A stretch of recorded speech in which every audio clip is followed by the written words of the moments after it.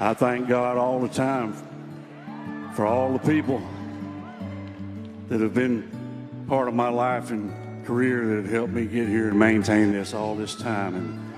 And thank you. Alan Jackson, that steady toughness, that unique voice, and a deep-seated 66-year-old man vows to do things his way. He told fans something they had been wondering about, felt for a long time but never fully understood. His murmurs followed him for years when they performed. Something felt different. His stage presence had changed in small ways. In the beginning, but those who had closely followed him, and now Alan himself has proven what many people had quietly was afraid. There had been a private fight taking place behind the scenes, and with a. He has decided to be vulnerable in a rare way. To talk about it. So what's going on with Alan Jackson? What made him decide to do that? Now, after all this time, to talk, give up the dream that almost cost you everything. Alan Jackson, the person who would later didn't become a big name in country music, begin in the spotlight before the gives, the honor and the fame cheers. He was just from a small town, who was born in Noonan, Georgia, into a. Alan was from a working-class family. The youngest of 5 children and the only boy. His dad, Joseph, was a workman, while his mom Ruth worked as a school dietitian who was in charge of the cafeteria. Life was simple, but full of love and toughness that made Alan who he is now. Alan wasn't just making things up. Besides music, he had a real life. He met the woman who would become his wife, Denise, when they were teenagers together back then, around the nearby Dairy Queen. Denise didn't give him right away. Alan had to stay on her for the day case for years before she finally gave, but once she did, everything fell into place. They went for a ride in Alan's one day Thunderbird convertible, and the same as that, a love that will last never was born. In December, they got married. 1979, still only 2 kids after Big Alan had music in his heart when he dreamed. He was thinking about Nashville, so he and Denise, Georgia, was left behind when they packed up. Wasn't glamorous at all. They both. Alan worked hard just to stay alive. Denise worked in the mailroom as a flight. There wasn't much money around, but people believed strong. Alan even gave up his car so they could go. So they could buy their first home. He was really into this dream, and then a happenstance at the airport one day. Denise saw Glenn, the famous country singer Campbell. She didn't think twice and walked right up to him and told him he had to hear the music her husband makes. How sure she was of herself, must have hit the right note since Glenn gave her his business card. That one brave move opened. Alan had been knocking on that door for years. By 1990, Alan wasn't just someone in a mailroom. His first album, In the Real World, sales went through the roof. Over 2 million copies. It was a big deal. Making country music more like it used to be, classic sound at a time when was getting a little too pop. Alan part of a wave with artists like Randy Travis and Gar Brooks that made heart and goes back to the genre. At the Alan family was also growing at the same time, which was also the year his first album came out. They had a daughter with Denise, Alexis, and Danny then came after Maddie. Grace, who has a successful job and a new grand house to show for it. Everything looked great, but behind the scenes things were not going as well as they seemed. Fame brought stress, and that stress landed right on their wedding. Alan admitted that he and Denise tried therapy. He was used to making it hard, taking care of things by himself, but they got through it and even bought new vows to start over. Still, Alan was in for more tests in life. Career took off. Rumors of cheating started to spread. To swirl. The same couple who broke up. Now is the time to love over milkshakes and rides. We're having a hard time holding on. Denise had always dreamed of living on the road with her husband. Would be wonderful. But instead it was sad and lonely. Years later, she told everyone that she had made up this dream of being the ideal star wife, but the truth was the hurt cut wasn't what she had hoped for. Deep in, Alan told Denise that they broke up in 1997.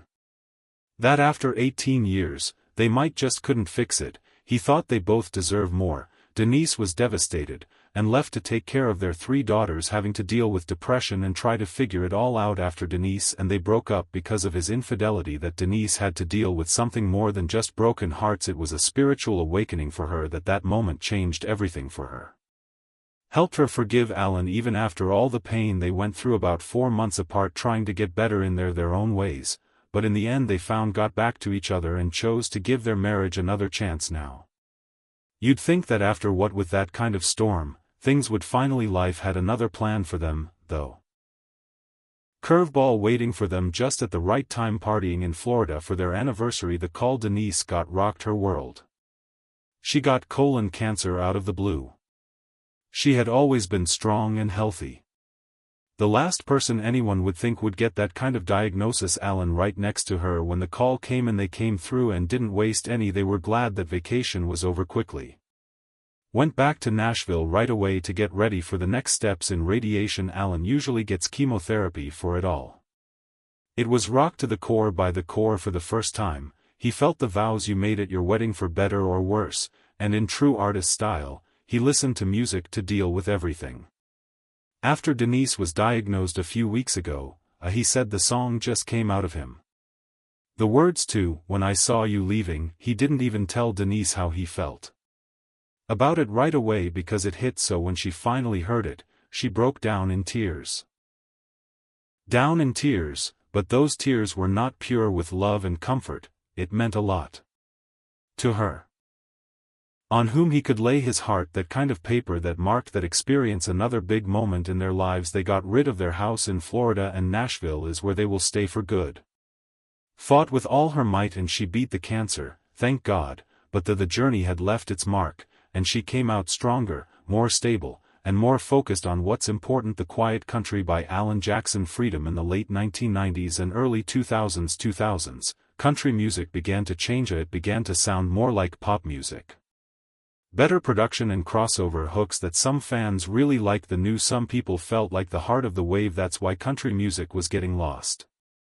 Alan Jackson stepped in, and he linked I Talked to George Strait and dropped a Now There's a song called Murder on Music Row.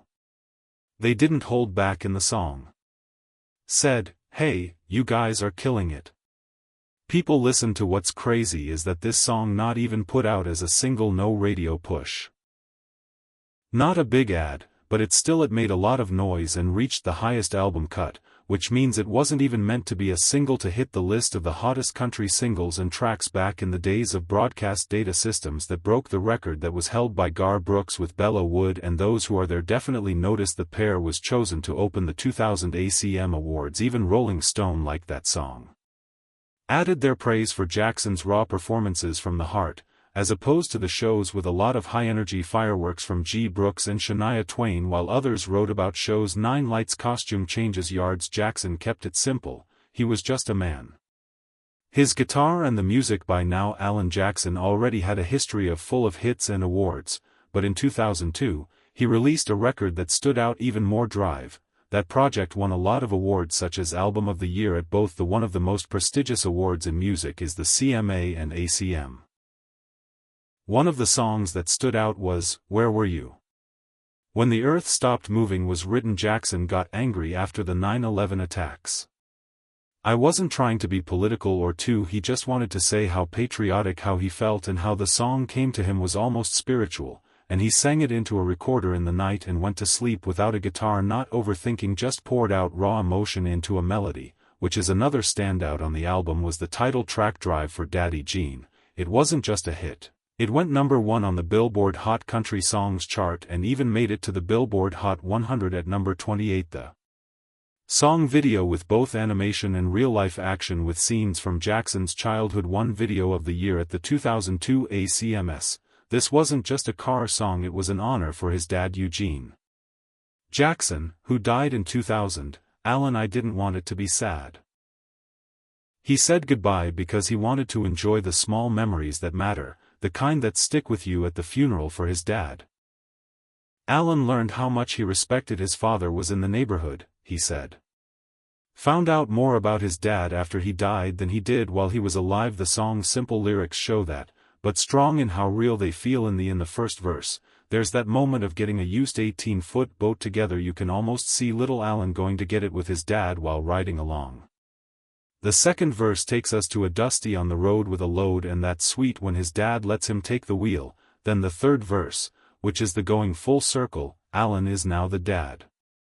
letting his daughters drive his old Jeep just like his dad did for when tragedy changed the listen in 2017 when Alan Jackson's mom when Ruth died. It left a big hole in his life. She was more than just his mom.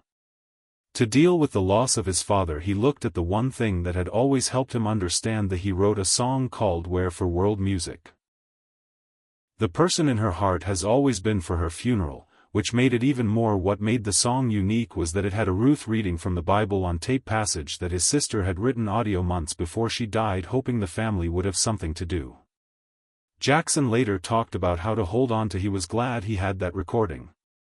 And what it meant to the song Ruth, or Mama Ruth as many people called her, was the heart of the Jackson family. She kept things in check. Being a wife and mother of 5, being in charge as a dietitian and manager of the cafeteria, she was known for cooking, especially the pies Alan made for her. Sure, she always had a lemon icebox. Pies were ready for him backstage. That pie made me miss home a little.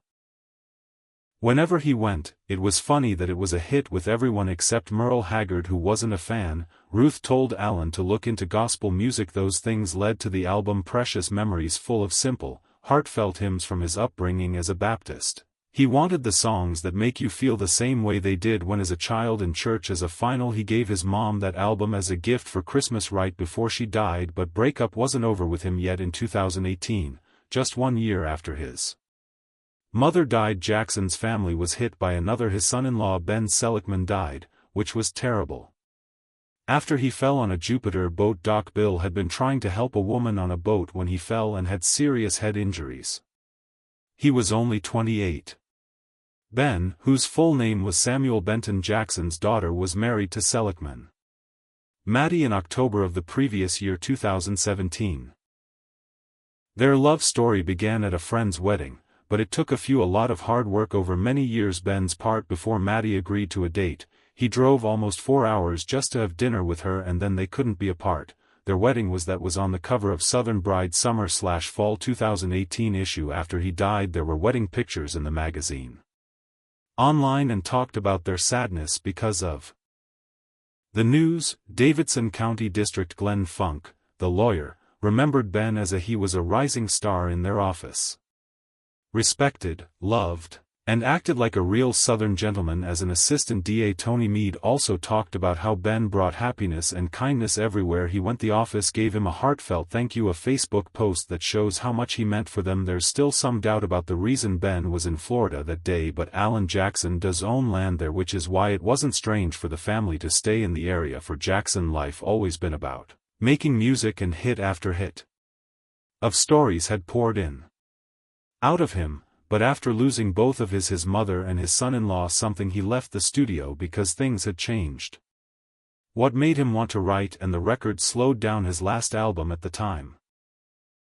After Angels and Alcohol came a long break of 6 years. Even though kept performing live, he just couldn't write. He said that those losses hurt a lot, and in order for him and his family to heal just as he began to find his way back and ready to record again, the pandemic threw another wrench into the works. Jackson wasn't one of his plans, though, to give up when things go wrong. With safety measures in place, he gathered his team and went back to the studio, determined to get the same result again. What kind of music was Where Have You Gone? With the same depth of feeling, and his honesty had always been what made him music. Alan Jackson's quiet fight showed just when it looked like Alan Jackson was living his life again. Country music caught him off guard. Legend told his fans that he had been found to have charcoal. Marie Tooth CMT is a name that sounds like it's not even close to a music award. Jackson wasn't just a new discovery, in fact been dealing with for more than 10 years before going public in 2021. During an interview with Jenna Bush Hager on the Today Show, he said that CMT is a genetic disease of the nervous system that affects the nerves and muscles that make you weak, trouble with balance, and nerve damage. Didn't kill, but there was no cure for what that made things even worse for Jackson was the start of the signs getting in the way of his stage performances. He began to have trouble keeping his balance, and was afraid that his fans would think he was getting drunk or sick for some other reason. He didn't stay quiet. Instead, he decided it was time to be honest about the main. He told them the news to explain reason why his shows might not look. The Jackson said the disease was no longer was beginning to test his ability to live, but he didn't know how long it would last. He could keep touring even though he made it clear that he had bad news to tell. He was thankful for his wonderful life and a great career, and finally sharing he felt better after getting the diagnosis. He didn't have to hide the physical he was going through changes, and it gave him peace.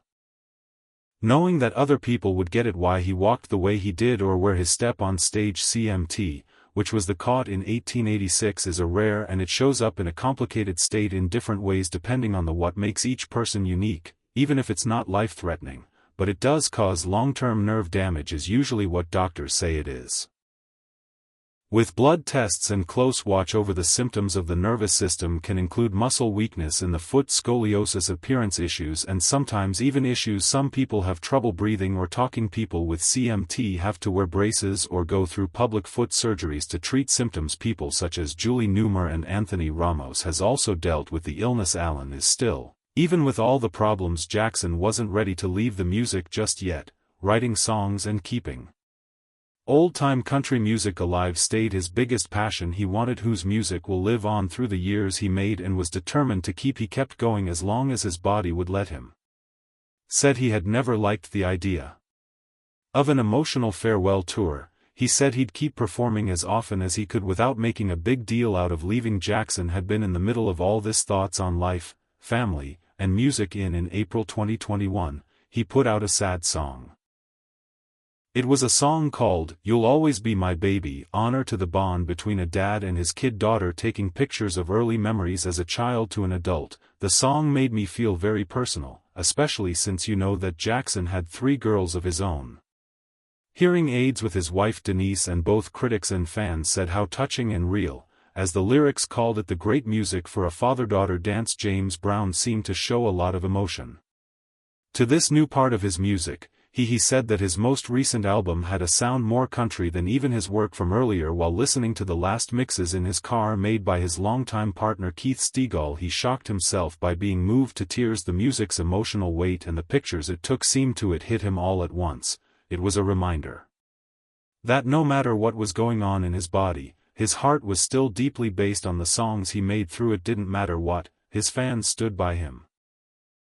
A lot of love and support came in after he talked about his illness. Many praised Jackson for being brave and honest, in turn seemed thankful for the understanding and a link he still shared with his audience along the way. He thought that the road ahead might have more problems. Wasn't going to let CMT shut up or he had to stop his journey, because music had always been his job, and he planned to stay there. Taking it one song at a he knew the end was getting close. Not long after Alan Jackson, he told everyone about his diagnosis, and he packed his bags and hit the road for a, he said, last call, one more time for on the road. It wasn't just about performing, it was personal that he looked up to as a child. Famous people like George Jones and Merle Haggard, Charlie Pride and Loretta Lynn are both artists who played for as long as they could. Alan wanted to do what they did. He did what he could to avoid being caught, as long as his health would let him, and just like Alan Jackson always did, he made sure every ticket that was sold brought $1 to the Foundation for CMT Research. Taking note of his condition while still he did what he loved and played over a dozen shows across the country, giving fans a chance to hear the voice behind Living on Love live one more time. But things began to change for him in October 2022. The last 2 shows had to be pushed back, he told, because he wasn't feeling well. How bad it made him feel to let people down, and how much he wanted to be on that stage even after taking a step back from while he was on tour. The music never left him. His talk with his daughter Maddie on Alan told her on her podcast Enjoy Life that he was still writing lyrics and humming tunes as they think about what might happen next. He had always been more interested in writing songs. It was more than just a job, it was a test. There was something that made a way that performing never could, he said. That if he hadn't written so many of his songs that he probably would have bought I Got Tired of Just Singing a long time ago, but even with that spark still alive, the truth, no one could ignore the fact that he was sick. He has been sick with the Charcot-Marie tooth disease. Living with isn't something that just goes away, it gets better over time. It makes things simple, like playing the guitar, going on stage and standing in front of spotlight that shines harder and harder. Shows in cities and towns like Pittsburgh and Atlantic City were called off with the promise of setting a new date, but behind that hope was a peace of mind that there might not be. In the middle of all that, there was one more round. There was a really important event. Alan was given the Willie Nelson Award. The Lifetime Achievement Award will be given at the It Should Have Been a Moment at the CMA Awards. Of pure happiness, a celebration of but it had a career instead. Bittersweet. Wait, a few weeks ago headlines were full of stories about when he